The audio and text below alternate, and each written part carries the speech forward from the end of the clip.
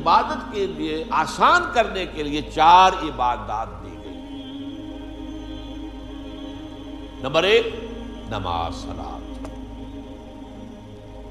تاکہ تم بھول نہ جاؤ، تازہ کرتے رہا کرو۔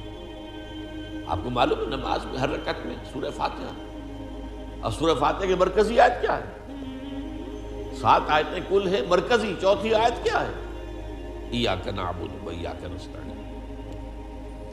اے اللہ تیری ہی بندگی کرتے ہیں اور پرستش کرتے ہیں اور کرتے رہیں گے، کیونکہ فعل مضارع جو ہے عربی زبان میں حال اور مستقبل دونوں کو کور کرتا ہے۔ تیری ہی بندگی اور پرستش کرتے ہیں اور کرتے رہیں گے، اور تجھ ہی سے مدد مانگتے ہیں اور مانگتے رہیں گے۔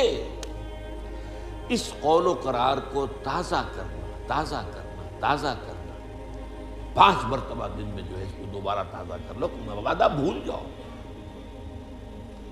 بڑا پیارا شعر ہے حفیظ جالندری کا کہ سرکشی نے کر دیے دھندلے نقوش بندگی، آؤ سجدے میں گریں لوح جبیں تازہ کریں۔ یہ ہماری پیشانی کے اوپر گرد و غبار آ گیا ہے، اس کے اوپر جو بندگی کا نشان ہونا چاہیے تھا اللہ کی بندگی کا، وہ جو ہے دھندلا ہو گیا، اور سجدے میں گریں، خاک پر رکھیں اپنی اس پیشانی کو اور یہ کو تازہ کر لیں۔ بندگی کا نقش، بندگی کا جو یہاں نقش ہے وہ تازہ ہو۔ سرکشی جو ہے نفس کی سرکشی، سرکشی نے کر دیے دھندلے نقوش بندگی، آؤ سجدے میں گریں لوح جبیں تازہ۔ تو تازہ رکھنے کے لیے کہ یہ عہد آپ بھول نہ جائیں نماز، اور پھر آپ کے ساتھ ایک نفس حیوانی لگا ہوا، حیوانی تقاضے۔ حیوانی تقاضوں میں موسٹ امپورٹنٹ کیا ہے؟ آپ انگریزی میں کہیں گے preservation of the self and preservation of the species. اپنی ذات کو برقرار رکھنے کے لیے خوراک چاہیے، خوراک کے بغیر تو مر جائیں گے، اور اپنی نسل کو برقرار رکھنے کے لیے جنسی جذبہ ہے، شہوت ہے، شادی ہے، بیاہ ہے۔ یہ 2 ہیں موسٹ پورٹنٹ محرکات جو ہیں، motives, most important motives, animal instincts, preservation of the self and preservation of the species۔ لیکن یہ دونوں جذبے اتنے طاقتور ہیں کہ یہ جب اندر سے ابھرتے ہیں تو یہ اندھے بہرے ہوتے ہیں، انہیں اس سے غرض نہیں ہے۔ بھوک لگی ہے، پیٹ میں ڈالو کچھ، اس سے پیٹ کو کوئی بحث نہیں کہ حلال ہے یا حرام۔ آپ کا شہوت کا جذبہ بھڑک اٹھا، وہ تو اپنی تسکین چاہتا ہے، اس سے کوئی غرض نہیں ہے، جائز راستے سے ہو یا ناجائز سے۔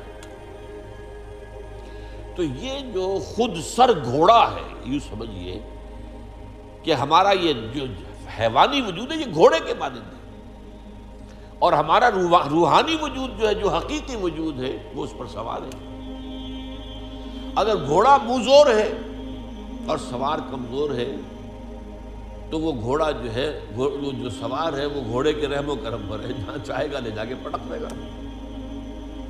وہ سوار کی مرضی سے تو نہیں جائے گا، جدھر وہ چاہے گا جائے گا، اور جہاں چاہے گا پٹک دے گا۔ تو اس منہ زور گھوڑے کے اوپر سوار ہونے کے لیے آپ کو ذرا اپنی خودی، اپنی انا، اس کو بھی طاقتور کرنے کی ضرورت ہے۔ اس اپنی خودی اور انا کو طاقتور کرنے کے لیے روزہ رکھ دیا گیا۔ پورا دن بھوکے رہو، برداشت کرو، پیاس بھی ہے تو برداشت کرو۔ یہ ساری سہولتیں جو آج ہمیں حاصل ہیں، کبھی حاصل تو نہیں تھی نا۔ کہاں تھے اے سی، کہاں تھے، اور کہاں دیہات میں کہاں ہے، اور یہ ساری چیزیں لکھی کہ روزے تو گرمی کے موسم میں جون جولائی مئی کے مہینے میں بھی روزے آتے ہی ہیں۔ برداشت کرو، بھوک کو برداشت کرو۔ کھانے کی چیزیں موجود ہیں لیکن نہیں کھاؤ، جائز چیزیں موجود ہیں، جائز نہیں، اس وقت حرام ہے، اس وقت وہ جائز بھی حرام ہے۔ طلوع فجر کے بعد سے لے کر غروب شمس تک جائز چیزیں کھانا بھی حرام ہے۔ شہوت کی انگڑائیاں کتنی بھی ہوں، لیکن چاہیے کہ بیوی موجود ہے، منکوحہ بیوی موجود نہیں، حرام، اللہ نے روکا ہوا۔ تو یہ ایک مشق ہے اپنے اس منہ زور گھوڑے کو لگام دینے کی، اسی کا نام تقویٰ ہے، بچ کر چلنا، سیلف کنٹرول، اپنے حیوانی وجود کے اوپر کنٹرول کرنا۔ یہ نہیں کہ جو یہ حیوانی وجود کہے وہ کرنے لگو، پھر تو تم گھوڑے کے تابع ہو گئے۔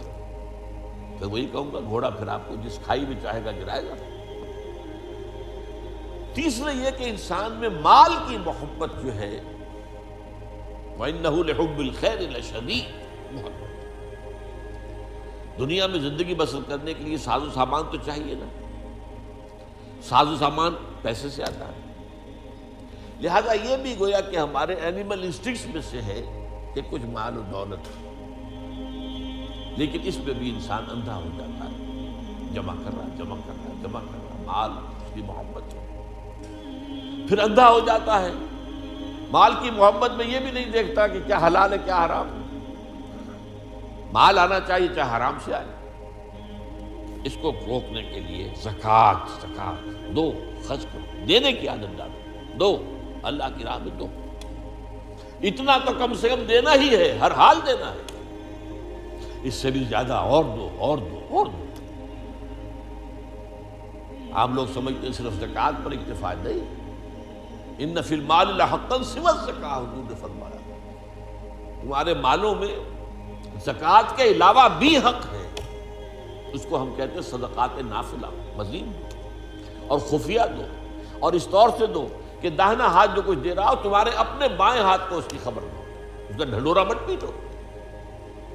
زکوٰۃ جو ہے وہ تو اعلان دی جائے گی، اسلامی حکومت میں ریاست خود دے گی، یا فرض کیجئے اموال باطنہ ہے آپ خود دیں گے تب بھی اعلان دیں گے، لیکن جو صدقات نافلہ ہے چھپا کر، یہ ہے حکمتیں اس عبادت کو آسان کرنے کی، اور یہ ساری حکمتیں جمع کر دی گئی ہیں حج کے اندر۔ حج میں ذکر بھی ہے اللہ کا، تلبیہ بھی ہے، شاعر اللہ کو دیکھنا ہے۔